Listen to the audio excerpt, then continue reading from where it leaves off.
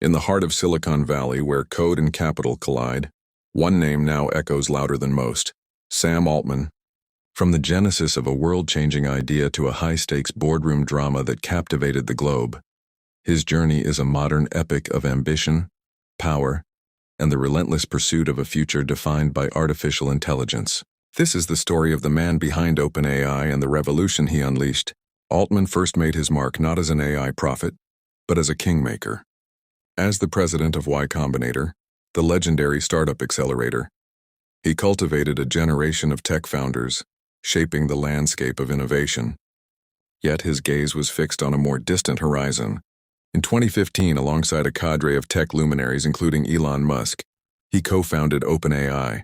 Their mission was audacious and altruistic: to build artificial general intelligence not for profit, but for the benefit of all humanity. This non-profit ideal was the bedrock upon which a future empire would be built.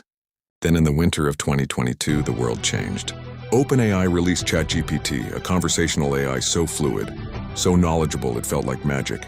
Suddenly, the abstract concept of advanced AI was a tangible tool in the hands of millions. Students used it to write essays, programmers to debug code, and writers to break creative blocks. The ripple effects were immediate and profound, sending shockwaves through every industry and sparking a global conversation about the very nature of work, creativity, and knowledge itself. The ChatGPT revolution was not just a product launch, it was a cultural reset. But with great power came unprecedented conflict.